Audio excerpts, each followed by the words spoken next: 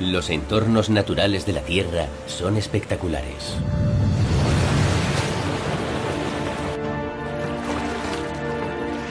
Sin embargo, hay una especie que nunca aparece en las imágenes. Nosotros. Soy el Dr. M. Samyam. Como científico y conservacionista, he dedicado los últimos 25 años de mi vida a estudiar y proteger la vida salvaje. Espera, espera.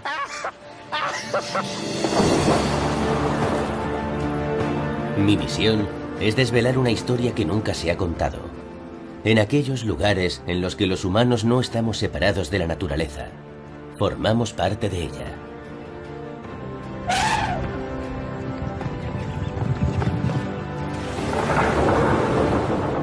Y en ninguna circunstancia dependemos más de ella que cuando necesitamos saciar nuestra sed. Hemos aprendido que si destruimos los cursos del agua, todos podemos sufrir las consecuencias. ¡Qué calor, tío! Voy a desfallecer. Pero en este viaje estoy descubriendo que si cambiamos nuestra perspectiva, podemos restaurar el ciclo natural del agua. ¿Veis esto? Los resultados pueden ser espectaculares.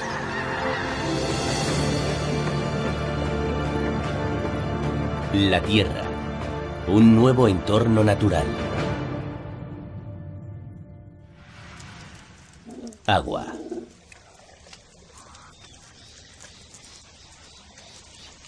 En el norte de Kenia, durante medio año, llueve muy poco o nada.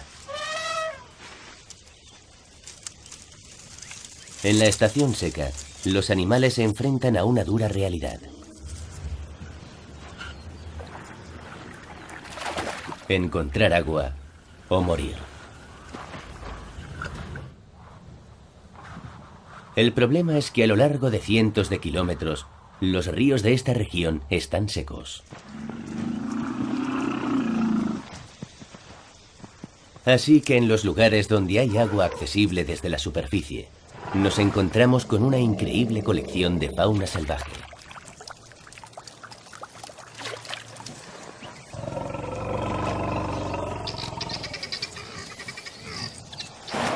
El agua es vital, y cuando se trata de beber, incluso los enemigos más acérrimos declaran una incómoda tregua. Pero estos abrevaderos no existirían si no fuera por una especie en particular.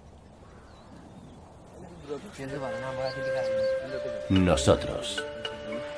Al lado de la piedra es un buen sitio. Vamos a cavar antes de que haga más calor. Sí.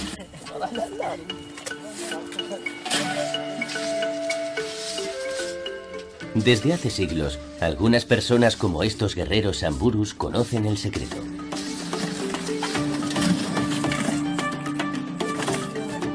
En ciertos puntos, debajo de la arena, el sustrato rocoso mantiene el agua cerca de la superficie. De modo que mientras el resto de África Oriental está seco, aquí saben cómo encontrar agua fresca.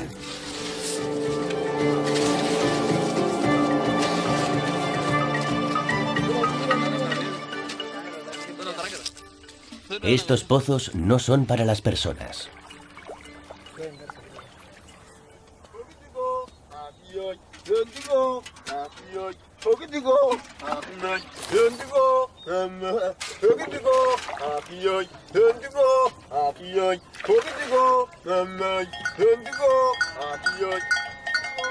Los samburus han recorrido a pie más de 160 kilómetros para que su ganado pueda sobrevivir a la estación seca.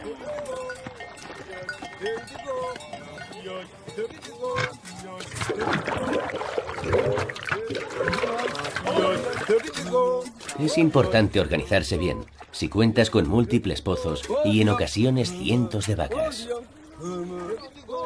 De manera que cada pastor gestiona su propio pozo y canta su propia canción.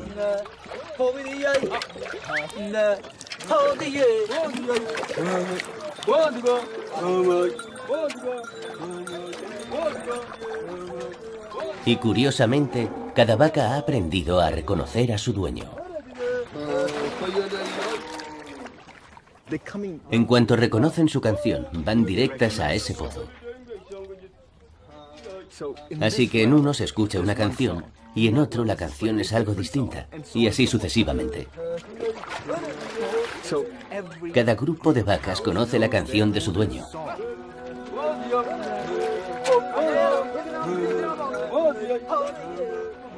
Tienen buen oído.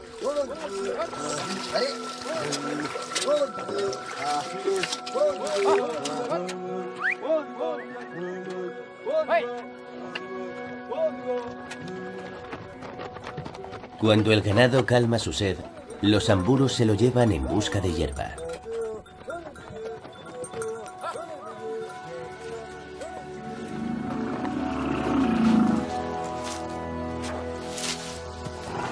Una vez que se han marchado, los animales salvajes ocupan los pozos.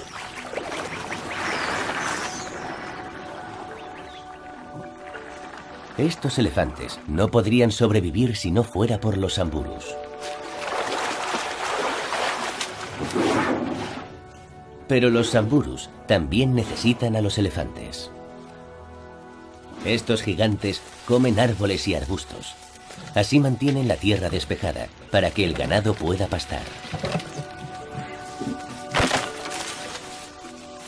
Sacando el agua a la superficie, los humanos hacen posible que incluso los animales salvajes más grandes puedan sobrevivir en esta tierra seca. En otra parte de África ocurre exactamente lo contrario. En este lugar, los animales más diminutos recolectan agua y ayudan a los humanos a subsistir. El Sahel es la frontera meridional del desierto del Sáhara y se extiende a través del continente africano. Todos los seres vivos que viven aquí están esperando la llegada de la lluvia.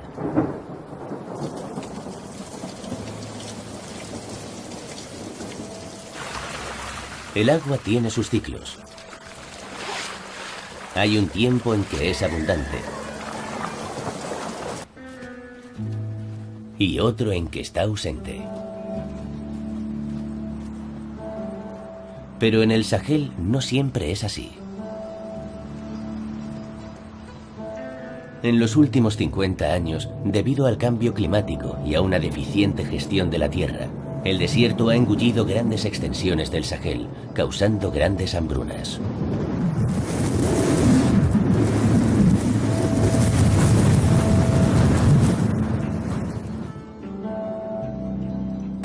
El pueblo de Gorga prácticamente fue destruido por el desierto, hasta que un hombre tomó cartas en el asunto.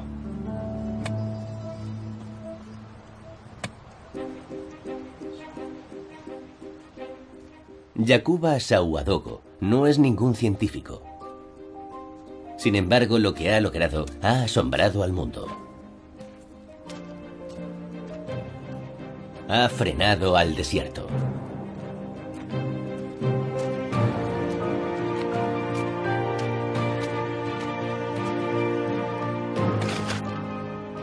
Hace casi 40 años, tras una dura hambruna, Yakuba empezó a cultivar en el peor momento de la estación seca, cuando no crece nada. No parecía de sentido común, y todo el mundo, incluido el jefe local, pensó que se había vuelto loco. La gente criticaba tu trabajo. Decían que lo que hacías no estaba bien y que iba en contra de las reglas. Pensaban que era una locura, que te estabas volviendo loco. Decían que amenazaba nuestras tradiciones. El jefe de mi propia familia dijo lo mismo. Pero esas críticas no me hirieron. Todo el mundo se reía, pero yo no dije nada.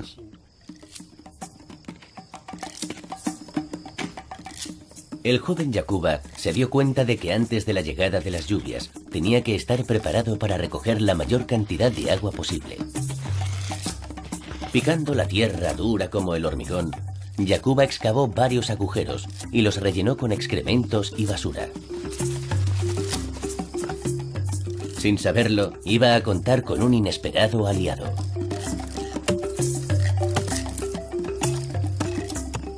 El excremento atrajo a las termitas, que empezaron a utilizar sus pozos para que creciera el hongo que constituye su dieta básica.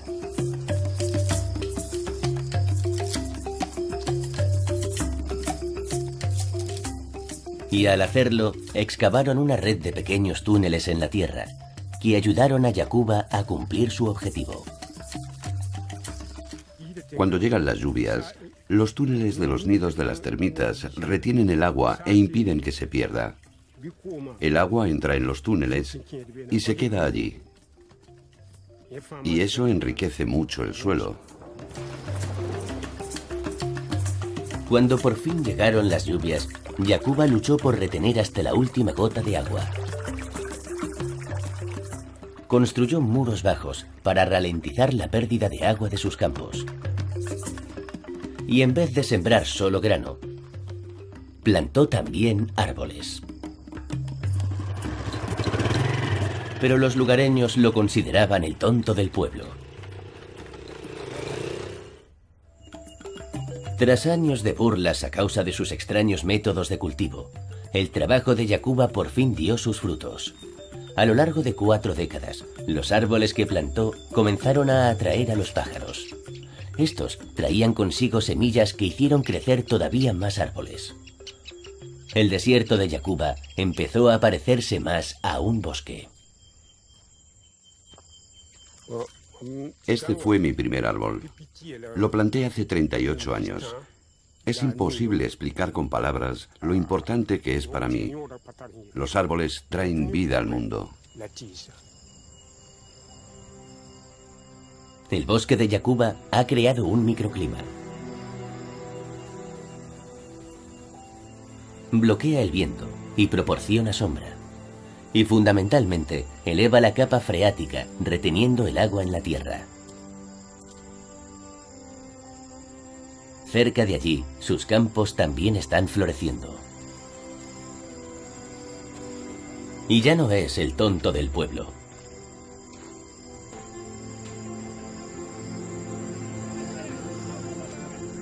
Yakuba es el héroe local.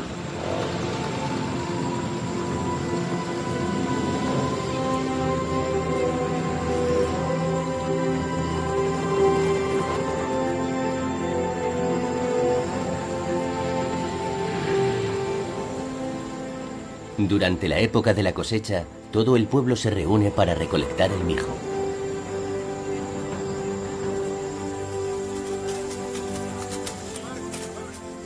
Cosechan lo suficiente como para autoabastecerse.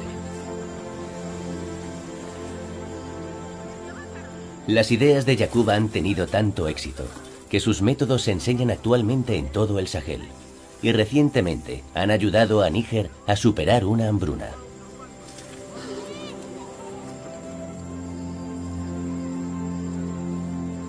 Con la ayuda de unos insectos diminutos, un solo agricultor ha sabido aprovechar el ciclo natural del agua. Desde los albores de la civilización, esta habilidad para manipular el agua ha sido clave en nuestro éxito como especie. Aprendimos a irrigar. Aprovechando la fuerza de la gravedad, abastecimos a nuestras ciudades. Y con el paso de los siglos, nuestro control del agua ha ido en aumento. Podemos utilizarla para suministrar energía a nuestro mundo. Podemos incluso mover ríos enteros cuesta arriba a lo largo de enormes distancias. Pero si ignoramos a la naturaleza y utilizamos demasiada agua para nuestro propio uso, puede terminar sucediendo un desastre. Como aquí, donde un uso agresivo del agua liberó fuerzas más allá de nuestro control y causó uno de los peores desastres medioambientales jamás provocados por el hombre.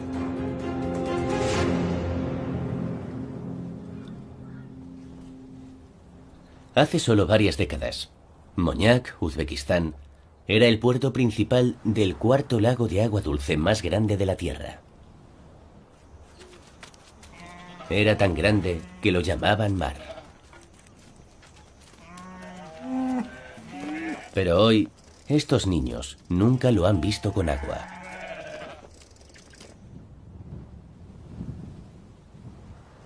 Lo que queda del lago se encuentra a 160 kilómetros de aquí.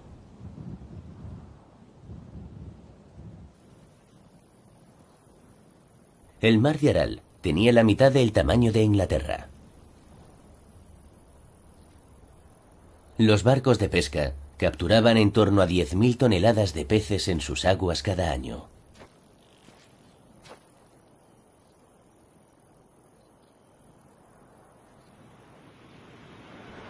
Para que un lago de ese tamaño desaparezca, deberían transcurrir milenios, no décadas. Pero entonces, ¿cómo ocurrió? Para tener una visión global, necesito averiguar qué ha quedado del agua. Y eso es más fácil decirlo que hacerlo. Los equipos de rodaje no son bienvenidos en esta antigua República Soviética. A ver, parece que hay un par de tipos ahí. Vamos de incógnito, como turistas. Sí, hay alguien ahí. Será mejor que escondas la cámara. Bájala. El gobierno del país es muy susceptible. Bueno, allá voy. De esto se trata. Y niega que obligue a niños en edad escolar a trabajar en los campos de algodón. Aquí está. Tengo una bola de algodón. El algodón es la razón por la que el mar de Aral se ha secado. En los años 60, los líderes soviéticos querían que esta región se convirtiera en el principal exportador del mundo de este oro blanco. Así que los ingenieros desviaron los dos únicos ríos grandes que nutrían el mar de Aral para convertirlos en canales de riego. Pero el secado de los ríos no explica el nivel y el ritmo de destrucción. Liberamos otras fuerzas. Y la prueba debería estar en la orilla.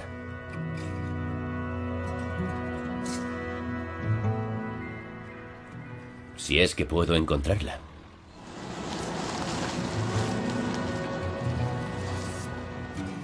Nos estamos adentrando en el lecho de este lago seco, intentando llegar hasta el agua.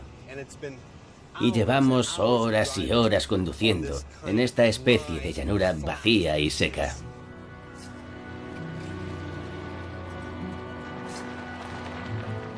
«160 kilómetros después, por fin encontramos agua. Vaya.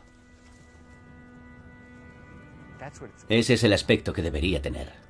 Toda esa tierra que hemos atravesado era así.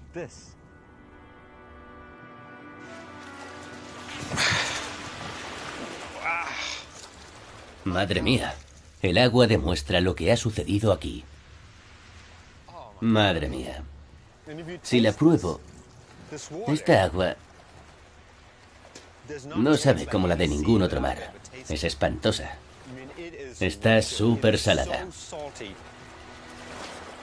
Hace 50 años, el mar de Aral era casi tan dulce que se podía beber de sus aguas. Hoy es 3 veces más salado que cualquier océano.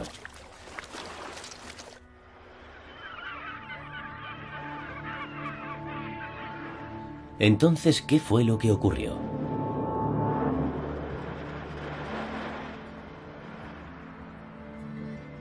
Fue la mano del hombre la que empujó literalmente al mar. Y de esa forma drenó el agua y la vida de esta región.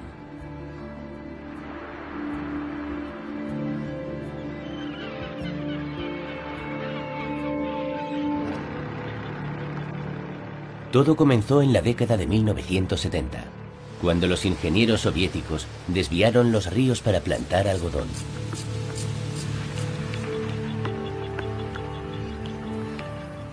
Al entrar menos agua y con el calor del sol, el mar comienza a evaporarse. Cuando el lago comenzó a descender, todas las plantas de la orilla se empezaron a secar. Sin esa resistencia, el viento barrió este territorio. El viento aumenta la evaporación. Eso significa que el nivel del agua descendería más rápido, dejando al descubierto el lecho del lago, una corteza de sal. El viento arrastra esta sal, que envenena a la tierra y a las plantas, y puede llegar hasta a 500 kilómetros de aquí.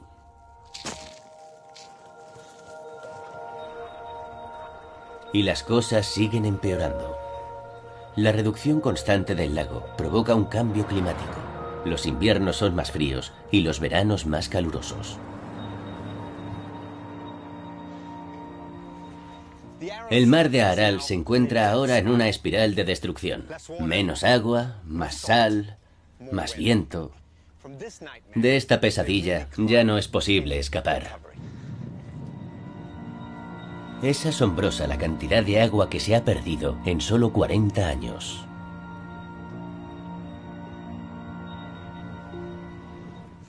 Ahora el nivel del agua está por aquí, pero cuando yo nací, quedaba más arriba de mi cabeza, 6 pisos por encima de mi cabeza. En un futuro próximo, no seremos capaces de recuperar toda esa agua dulce. Y probablemente nunca volveremos a ver a los cientos de especies de peces, aves y mamíferos que desaparecieron, algunos para siempre.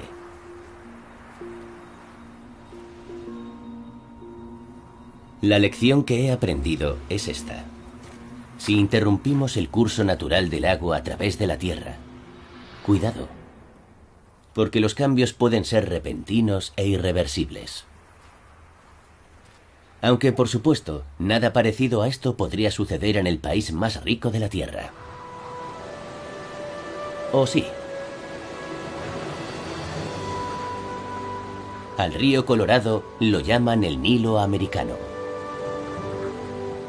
La ingeniosa gestión de estas aguas en la parte más seca de Norteamérica abastece a una población de aproximadamente 36 millones de personas.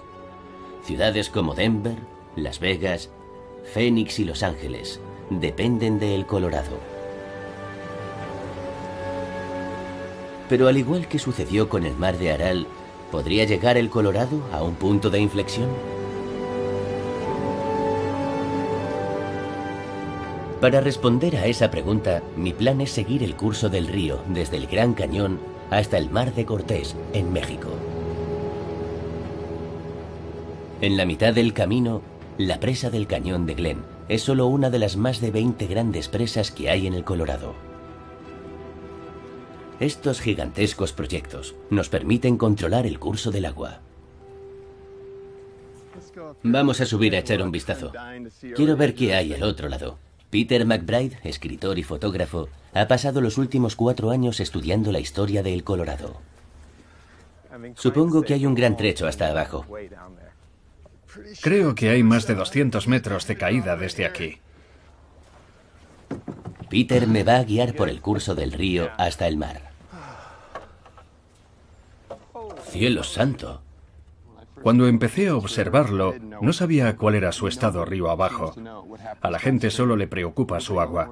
He hablado con ingenieros que han trabajado en grandes proyectos en el Colorado y no tienen ni idea de qué es lo que ocurre en su desembocadura.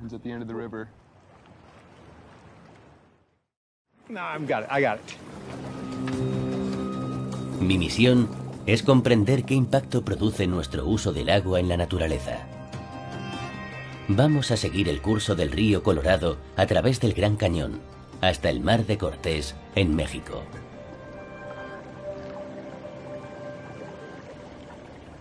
Creo que es la curva de la herradura. Madre mía, aquí todo es enorme. ¿Te gusta este río? Sí, pero me preocupa mucho su estado, sobre todo río abajo. En otro tiempo, este río fue capaz de horadar un abismo de 1,5 kilómetros de profundidad a través de la roca. Pero en la actualidad, debido a las presas, apenas conserva algo de su antiguo poderío.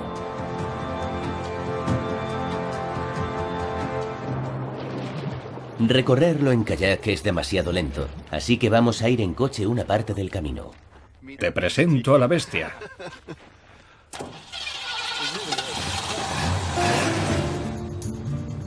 Después del Gran Cañón, pasamos por docenas de canales que desvían las aguas del río Colorado. Su agua se bombea colina arriba hacia Phoenix, Tucson y Los Ángeles.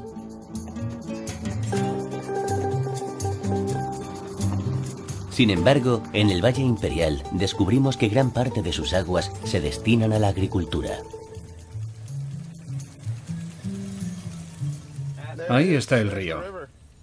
¿Toda esa agua procede del río? Más del 70% se destina a la agricultura. El agua que vimos en el Gran Cañón ahora está regando lechugas. Esta zona produce toda la cosecha de lechugas de Estados Unidos durante el invierno. Así que nos estamos comiendo el río Colorado. ¿Hay que comer? Sí, claro.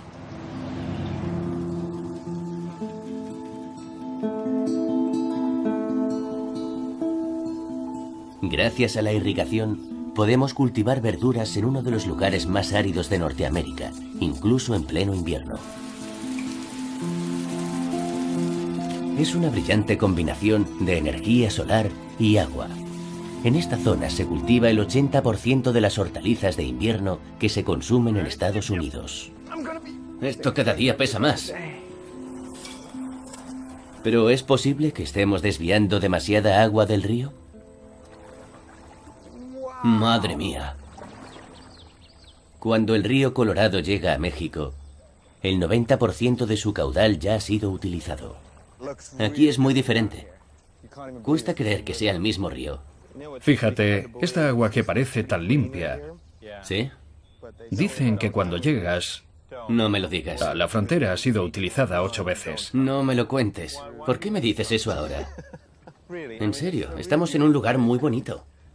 Vamos a ver, me parece totalmente inapropiado. Voy a probarla. No lo hagas. Sabe un poco salada. ¿En serio? Durante los siguientes 27 kilómetros, el río Colorado marca la frontera entre Estados Unidos y México.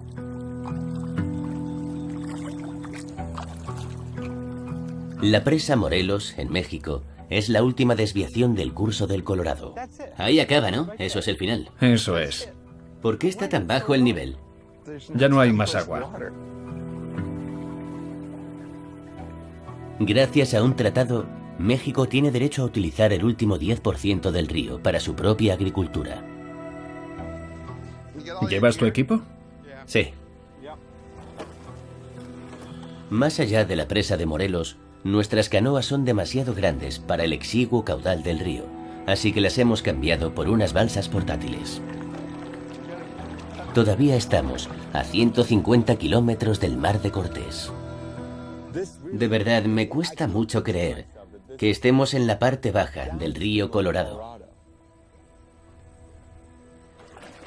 La mayoría de los ríos se agrandan al llegar a su desembocadura, pero en este pasa lo contrario. Se estrecha cada vez más. Hace 100 años, los barcos de vapor navegaban por este mismo canal. ¿En serio?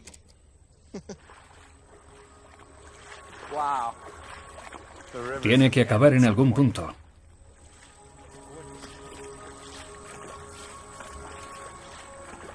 Mira eso. Parece que hemos llegado al final.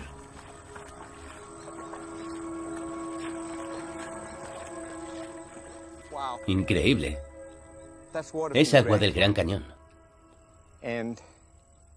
Es como ver a las crías de tortuga cuando van por primera vez al mar. Le cuesta muchísimo avanzar.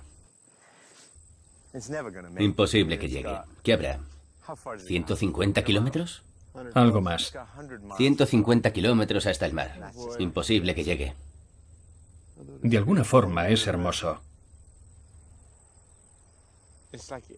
La verdad es que me cuesta irme de este lugar. De repente siento como si el río fuera un ser vivo. Es como si estuviera tratando de hacer lo que ha estado haciendo desde hace millones de años. Es extraño. Es una sensación extraña.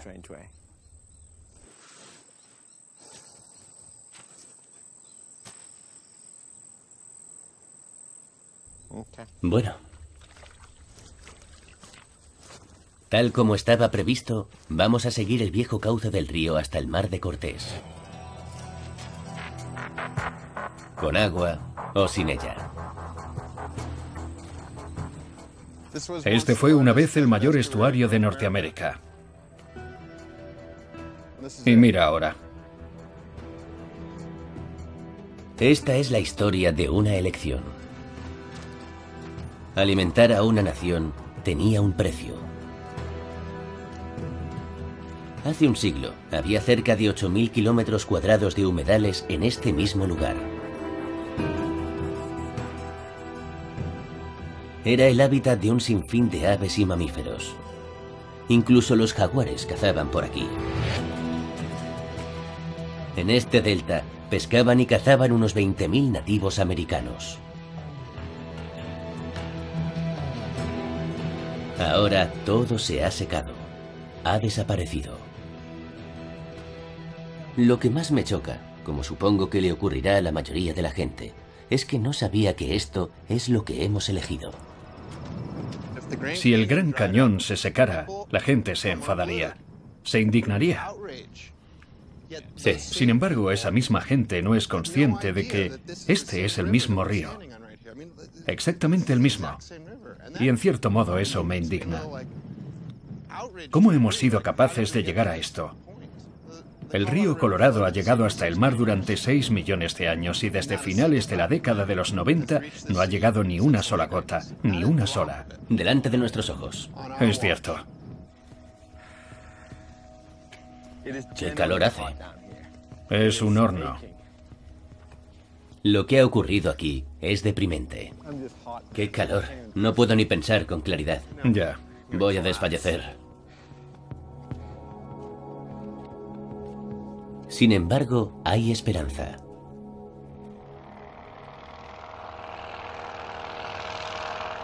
Justo cuando me siento incapaz de dar un paso más, Will, un amigo de Peter, viene a rescatarnos.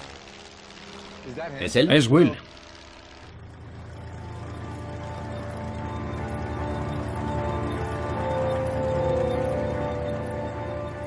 Y nos lleva a un lugar mágico.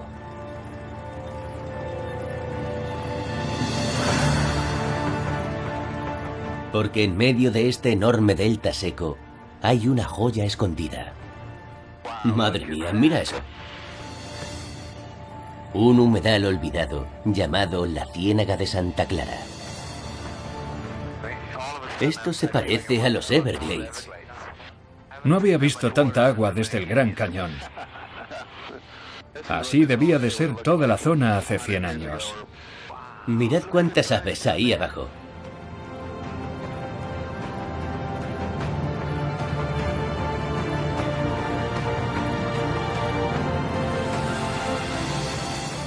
La ciénaga está formada por 16.000 hectáreas de magníficos humedales.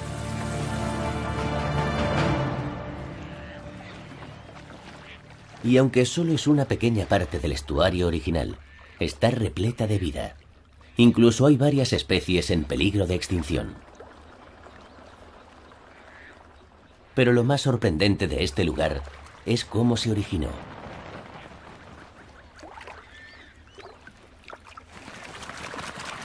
La ciénaga es fruto de la casualidad. En la década de 1970, la industria agrícola del norte necesitaba un lugar en el que bombear el agua que era demasiado salada y estaba cargada de sustancias químicas perjudiciales para el cultivo. Así que excavaron un canal y vertieron el agua en la arena estéril del desierto. En un periodo de 30 años, la naturaleza obró el milagro. Semillas de totoras transportadas por el viento empezaron a germinar en las aguas estancadas. Sus raíces bombearon oxígeno a la tierra, que a su vez alimentó a los microbios que eliminan las sustancias nocivas del agua.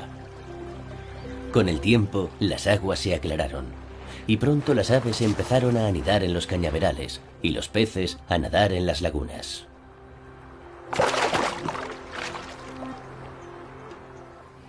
Es imposible no percibir lo que supone este lugar.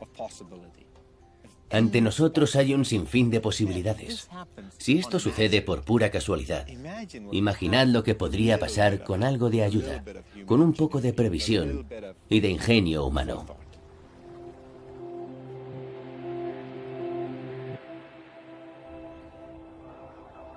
Si queremos comprobar lo que los seres humanos podemos hacer por nuestros entornos naturales, basta con echar un vistazo a una región situada en el corazón de Estados Unidos. ¿Lo ven? Hace 80 años, los habitantes de Missouri concibieron un plan para salvar este humedal.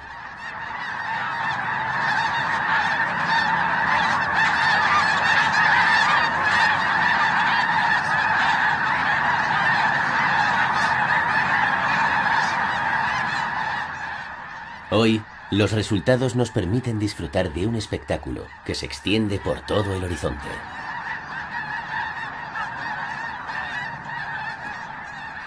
Son ánsares nivales en su migración anual desde el Golfo de México hasta Canadá.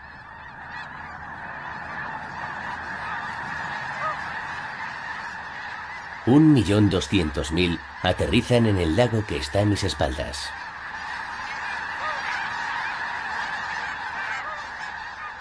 Se quedarán un tiempo aquí, antes de seguir hacia el norte.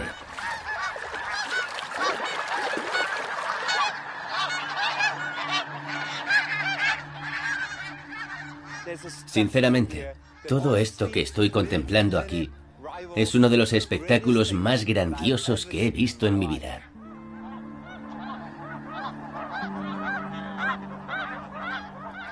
Y todo gracias a los habitantes de este lugar, que durante 80 años decidieron dejar que parte del agua que consumen fuera a parar a la naturaleza. Simplemente quisieron compartir no el 50%, tan solo el 2%. Y el resultado es este.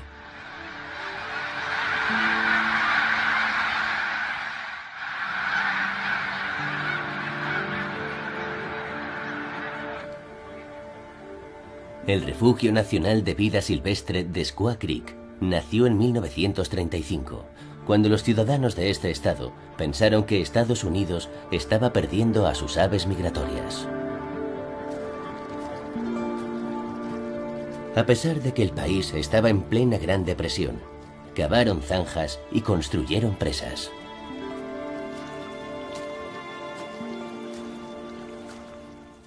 En cualquier otro lugar, este tipo de proyecto lo asociaríamos inmediatamente con la agricultura. Pero aquí se construyó con el fin de favorecer la vida silvestre.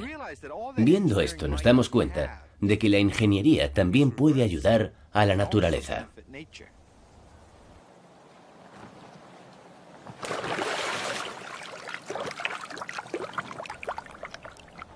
Una de las especies que más se ha beneficiado de estas desviaciones de agua es el águila calva.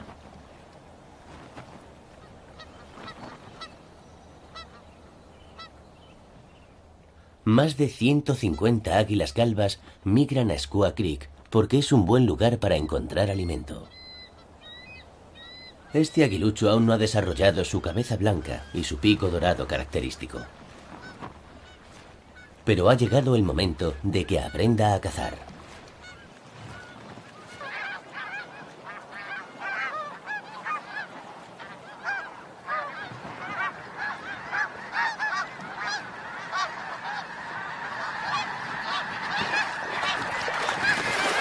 En cuanto se acerca, los ánsares levantan el vuelo.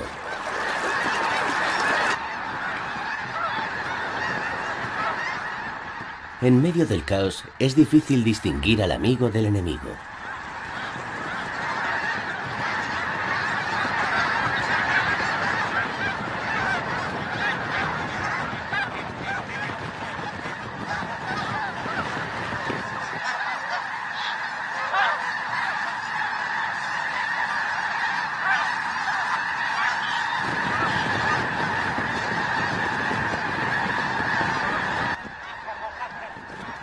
El joven aguilucho aprende a fijar un objetivo en particular. Es un combate aéreo.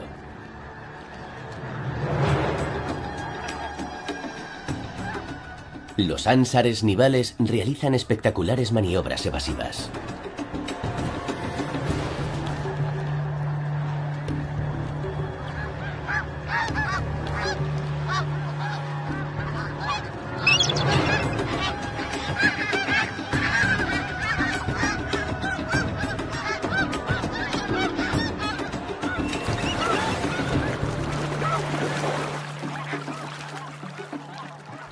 Este ánsar tiene un ala herida. Así que el águila aprovecha la oportunidad.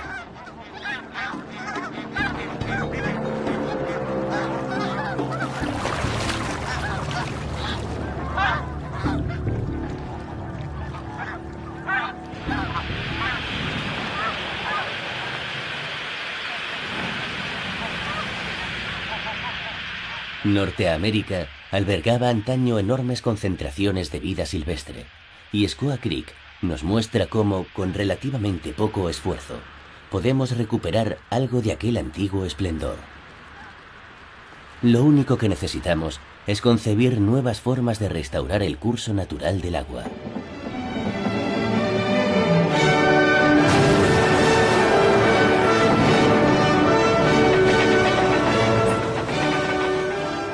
A lo largo y ancho del continente americano, hay presas que han dejado de ser útiles.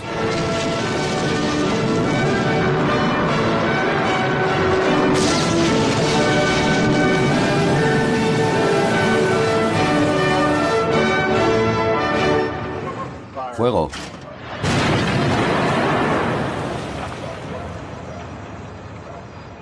Ahora que se han desmantelado, podemos volver a conectar los ríos con el mar. Así que especies como el salmón y la trucha arcoíris podrán remontar el río para desovar.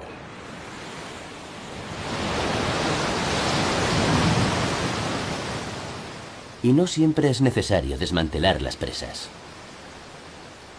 Basta con cambiar de perspectiva a la hora de utilizarlas.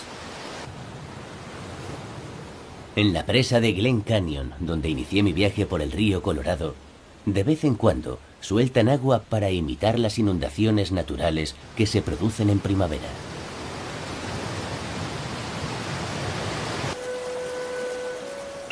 El aumento repentino del caudal remueve los sedimentos y crea el tipo de hábitat que existía de forma natural antes de la construcción de la presa.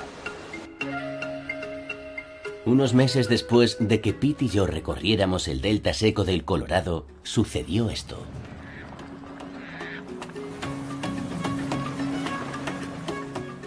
Un grupo de conservacionistas convencieron a las autoridades de Estados Unidos y México para que permitieran una suelta anual de agua que fluyera por el río Colorado hasta la presa de Morelos.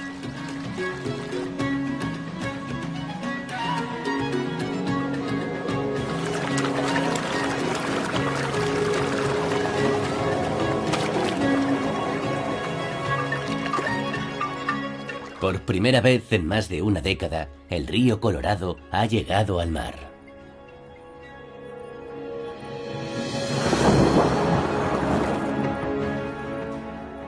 He comprobado que si no somos cuidadosos con el agua, podemos desencadenar una espiral de destrucción. Pero también he descubierto que si compartimos nuestra agua con la naturaleza, podemos provocar una explosión de vida. Y eso me da esperanza, porque el agua no tiene por qué separarnos del mundo natural. Este puede ser un lugar idílico en el que todos podemos convivir.